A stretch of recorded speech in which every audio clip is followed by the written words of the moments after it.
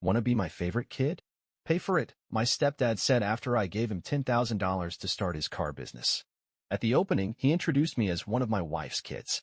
I left before the ribbon was cut. "You want to be my favorite kid?" my stepdad said, wiping grease off his hands and smirking like it was some kind of joke. "Pay for it." I laughed. I thought he was kidding. He wasn't. 2 weeks later, I wired him 10 grand, my entire savings. Every cent I'd scraped together from working overtime, skipping vacations, living small. I gave it to him because he said he needed help starting his dream, a used car lot. "I just need a boost," he told me, "and you're the only one I trust. You're different from the rest. You've got drive." And stupidly, I believed him. I believed that maybe, for once, he saw me as more than just my mom's kid. So I paid. I didn't even tell her. He said, "Just between us guys," and I wanted to be seen like that. Like one of the guys. Like a son. The day of the grand opening, I wore my best blazer. Brought a camera. I was nervous, excited even. I thought maybe he'd say something, just a quick, "Thank you," or even a nod to acknowledge what I'd done. Instead, when the local news guy asked who I was, my stepdad clapped a hand on my shoulder and said, "This is one of my wife's kids." He helped out a little. One of my wife's kids. Helped out a little. The words hit me like a punch in the chest. The back of my neck went hot. I glanced at his real sons, grinning, holding beers, slapping each other's backs. His daughter was handing out flyers. My mom was beaming like this was our win. But I wasn't even in the photo lineup. No one mentioned my name. I just stood there, watching him cut the ribbon with the giant scissors I paid for, and something in me snapped. I handed the scissors to his eldest boy and said quietly, "You do it." Then I turned around and walked away. I didn't stay for the champagne. I didn't take a picture. I didn't say goodbye. No one stopped me. It didn't start with $10,000. It started years ago with a pizza. I was 17. My stepdad, Rick, had just moved in with us after marrying my mom. He wasn't cruel. Not at first. He just didn't care. He was loud and charming with everyone else, but when it came to me, I was invisible. I remember once he bought pizza for everyone and turned to me with a smirk and said, "You got $5? I thought he was joking, but he wasn't. That's when it clicked. I wasn't part of his picture. I was just the background. Over the years, that feeling never really changed. Rick made it clear who mattered. His kids. His 2 sons, Jake and Logan, were hustlers, according to him. Even when Jake dropped out of college or when Logan lost 3 jobs in a row, Rick would still talk about them like they were the second coming of Steve Jobs. And me? I was quiet, not ambitious, book smart but not street smart. Every word was a backhanded compliment. My mom would laugh along, like it was just a joke. "Don't take it personally," she'd say. "You know how Rick is." But I did take it personally. Because no matter how hard I worked, I was always just her kid. Never our kid. Still, I tried. I worked through college, paid my rent, never asked for help. Rick's kids, on the other hand, always seemed to have their hands out. When Jake needed a new laptop, Rick got it for him.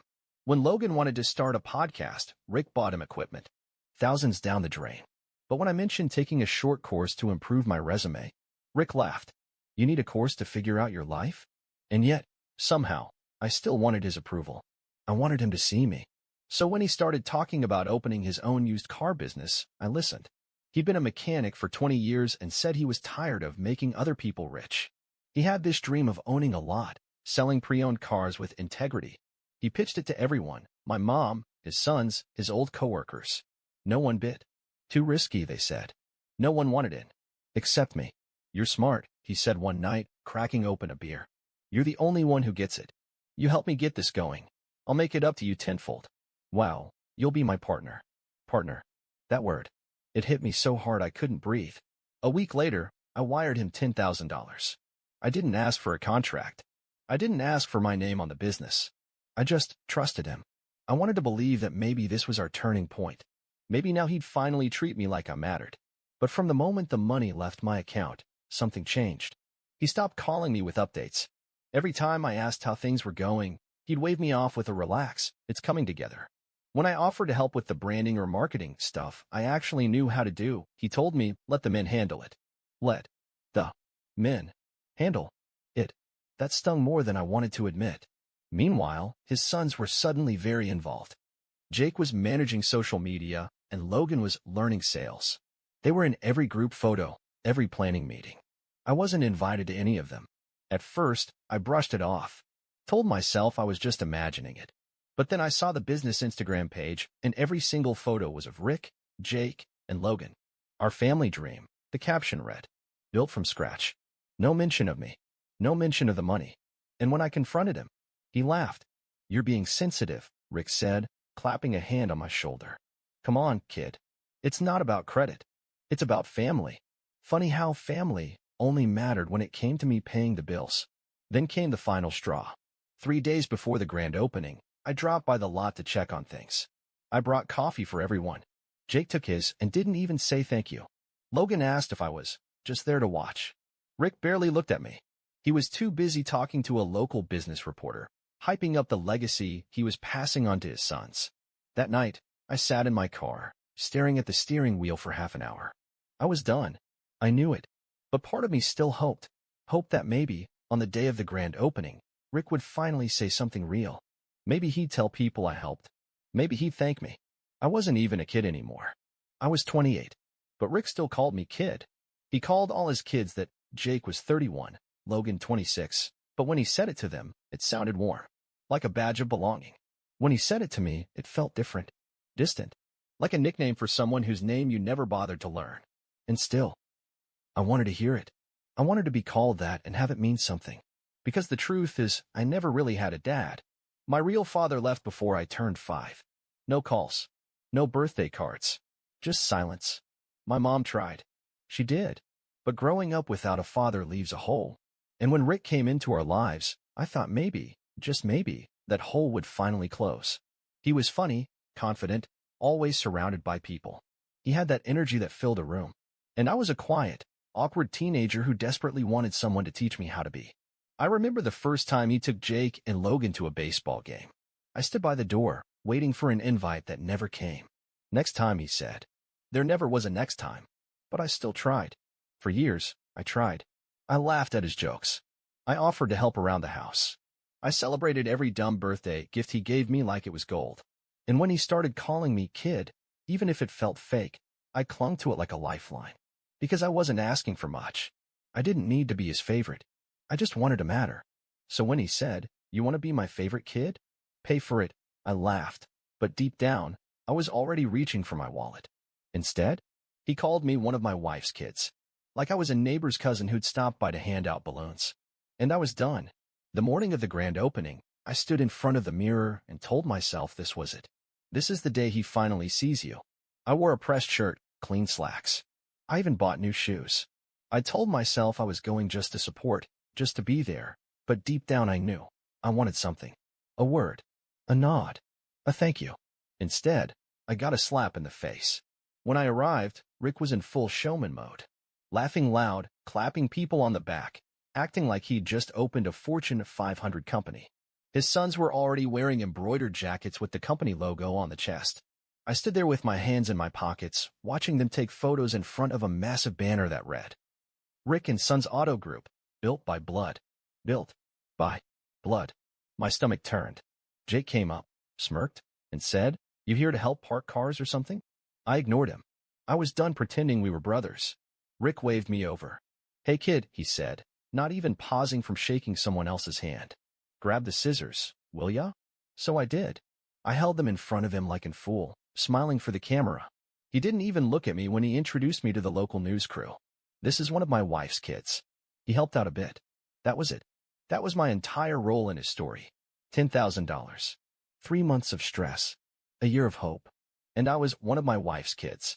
I handed the scissors to Jake, turned on my heel, and walked toward the parking lot. "Yo." Rick called after me. "Where you going?" "The ribbon's not cut yet." I stopped, slowly turned around. And for the first time in my life, I said it. "I'm done." He blinked. "What?" I walked back toward the crowd. Everyone went quiet. Even the photographer lowered his camera. "You want to know where I'm going?" "I'm going to get my money back," I said, my voice calm, but shaking with something I'd never let out before, rage. $10,000, Rick. That's what I gave you. Not a loan. Not an investment. Just a gift from someone naive enough to think you ever truly cared. People started whispering. Rick raised his hands, trying to laugh it off. "Hey now, let's not make a scene." "No, let's," I snapped. Let's talk about what it really took to open this place. Let's talk about how your real sons didn't give a dime. Let's talk about how you promised I'd be your partner, but I'm not even worth a name drop. Jake stepped in, face red. Okay, that's enough. No, it's not enough, I said. You all want to pretend this business is built on family? Then say it out loud. Say who paid for it. Say who you used. Rick finally snapped. I didn't use you. You wanted to help. You're always so desperate for approval. I never asked you to give me anything. My voice went cold. No, you just implied it. You dangled your approval like a prize and said I could earn it. He flinched. Just a little. But I saw it. And you know what's worse? I added louder now. You knew I didn't have a dad. You knew I was just some quiet kid craving a father figure, and you fed off that. You took my need for love and turned it into leverage. Everyone was frozen. No one moved. Even Jake stepped back. My mom had just arrived. I hadn't seen her, but I heard her voice behind me, trembling. Sweetheart, maybe we can talk about this. I turned. You knew too, didn't you? You knew he was never going to treat me like one of his own. She opened her mouth, but nothing came out. Rick started laughing bitterly. You know what? You always were sensitive. Maybe you're not cut out for this family. You can't take a joke. You can't take a hit. Maybe you're just. Say it, I dared him. Say it to my face. He stared at me. A mistake, he said finally. You were a mistake. Silence. Utter, suffocating silence. And then I laughed. Not because it was funny, but because it was so ridiculous. You know what, Rick? I said, stepping forward. That's the last time you'll ever speak to me like that. You don't get to call me a mistake and keep my money. You want to talk contracts? I may not have one, but I've got receipts. I'm coming for every penny. He scoffed. You're bluffing. I pulled out my phone. Am I? I opened a folder, screenshots of our text messages, bank transfers, photos of the checks, a voice memo where he called me his partner. He went pale. Try me, I said quietly. I'm not your kid. I'm not your backup. And I'm not your bank. Then I walked out, past the crowd, past the stunned family, past the ribbon no one cut. I didn't look back. Not this time. The silence was the first thing I noticed. After I walked away from the grand opening, there were no calls. No texts. Not from Rick. Not from my mom. Not even a passive-aggressive message from Jake or Logan. Just silence. And strangely, I didn't mind. That night, I sat on my bed, still dressed in the clothes I wore to the event. I stared at the ceiling and waited for the guilt to come. The doubt. The voices in my head whispering, you ruined everything. You overreacted. You burned the bridge. But none of it came. Just silence. And peace. The next morning, I woke up early and made myself a real breakfast. Eggs, toast, coffee. No rush. No tension. I didn't have to pretend. I didn't have to prove anything.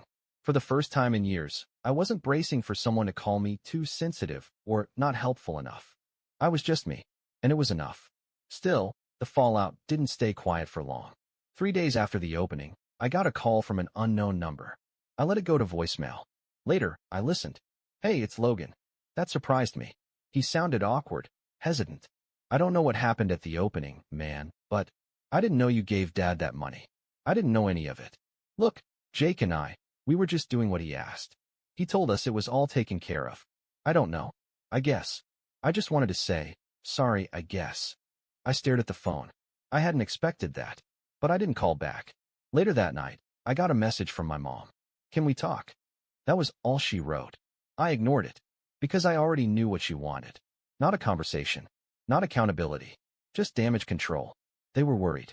And they should be. I'd spoken to a lawyer the day after the opening. Just a consultation. Nothing aggressive. I wasn't sure if I'd actually go through with legal action, but I wanted them to know I could. That I wasn't the quiet kid anymore. That if they pushed me, I'd push back. My lawyer smiled when I explained what happened. You may not have a signed contract, he said. But if you have texts, voice memos, and bank transfers that prove a verbal agreement or expectation of partnership, you've got leverage. And if he used your money to fund the business while denying your role, that's exploitable. I nodded slowly. Good. I don't even care about the money. He raised an eyebrow. Then what do you care about? I looked him in the eye. I want them to feel what I felt. Used. Overlooked. Forgotten. I didn't send any demands. Not yet. I wanted to give it space, to see how they'd react when I pulled away completely. And that's when it started. By the end of the week, Rick posted a photo on Facebook of the grand opening. In the caption, he wrote, Thankful for my sons, Jake and Logan, for helping me turn my dream into a reality. Built from family. Built from love. No mention of me, of course. But the comments were gold. Where's your other kid? Didn't your stepson help you with this?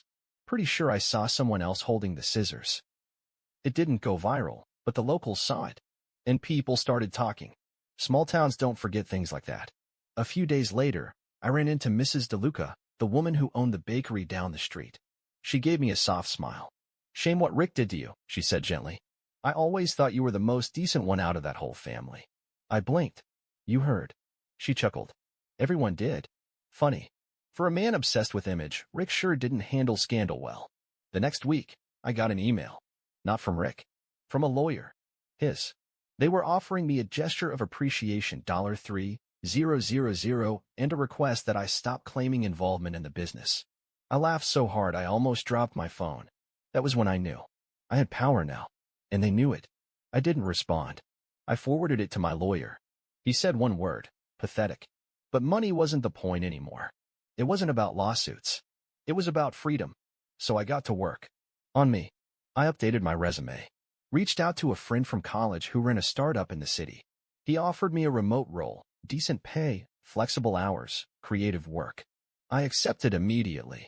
Then, for the first time in 6 years, I booked a trip. Just for me. No guilt. No begging for time off. No pretending it was for someone else. Just a week by the ocean, a cabin, my camera, and silence. And one night, as I stood on the balcony watching the waves crash, I felt it. Relief. I didn't belong to them anymore. And that was the most powerful thing I'd ever known. It's strange how quiet life becomes when you stop trying to prove yourself to people who never really saw you. It's been 3 months since the grand opening. 3 months since I walked away from Rick, from the illusion of family, from that place I once called home. And for the first time in my life, I'm not looking back. I moved to a new apartment on the other side of the city. Nothing fancy, 1 bedroom, 2nd floor walk-up, creaky stairs, and peeling paint. But it's mine. The rent comes out of my account. The fridge is filled with food I like. No one comes in unannounced. No one rolls their eyes when I speak. I don't walk on eggshells anymore. Some mornings I just sit at the kitchen window, sipping coffee, listening to silence, real, peaceful silence, and I smile. Because now I know. I don't owe anyone anything. Not Rick. Not Jake. Not Logan. Not even my mom. Especially not my mom. I used to wonder why she never stood up for me. Why she sat there, time after time, watching as I was erased from family photos, conversations, decisions. Why she let Rick talk over me, dismiss me, manipulate me. I think the truth is she was afraid of losing him more than she was afraid of losing me. And maybe that hurts more than anything else. But I've made peace with that too. I stopped expecting love from people who only know how to take. My heart's been stitched back together with boundaries and self-respect. Now I give my love carefully to people who deserve it. People like Ava. Yeah, I met someone. It's still new. Still fragile. But it's real. She listens when I talk. She doesn't ask me for anything. And when I told her about what happened, all of it, she didn't flinch. She just looked me in the eye and said, I'm proud of you. I didn't even realize how much I needed to hear that until I did. Not, you're too sensitive. Not, you're making a scene. Not, get over it. Just pride. From someone who sees me for who I am. It was Ava who pushed me to finally finish the letter. The one I'd been writing in my head for weeks. The one I never planned to send. But then something happened. I got a text. From Rick. Heard you're talking to lawyers. That really necessary? We're family. That word again. Family. I stared at the screen for a long time. Then I opened my laptop, pulled up the document, and finished typing. Rick. You always said family helps each other. I agree. But what you never understood is that help isn't a transaction. It's not silence bought with money. It's not loyalty earned through manipulation. Help means recognizing someone's worth, and you never did. You took $10,000 from me, called me your partner, then erased me from your story. You didn't just take my money. You took my trust, my time, my belief that maybe I finally had a father figure. You betrayed all of it. I'm not suing you. Not because you don't deserve it. You do, but because I don't want another cent tied to your name. I'm done trying to buy love that should have been free. And don't worry, I won't show up again. Because I'm not your kid. I never was. I hit print. Folded the letter. Dropped it in the mail the next morning. No return address. No signature beyond the first initial. It felt good. Not revenge. not pettiness. Closure. 2 weeks later, I got a message from Logan again. Just a simple text. I left the business. You were right. I didn't reply. Not out of spite. I just didn't need to. He'll figure it out, or he won't. It's not my job to guide anyone anymore. A few days after that, my mom called. I didn't answer, but I listened to the voicemail. Hi, honey. I was just thinking about you. I know things got messy. I guess I wanted to say I'm sorry. For not saying anything. For not protecting you. I just hope you're okay. I love you. I played it twice. I didn't cry. I didn't feel rage. I just sat with it. Because that's what healing looks like. Not vengeance. Not silence. Just clarity. I haven't called her back. I might, one day. But not until I know I can do it without slipping back into that old version of me. The one who begged for scraps of affection. The one who thought love had to be earned with money and silence. I'm not that kid anymore. I'm a man now. And I've got a new life. One where I matter, not because I pay, but because I exist. One where family isn't defined by blood or last names, but by respect, by safety, by truth. That's the only family I care about now. And I'm building it. Day by day. Brick by honest brick.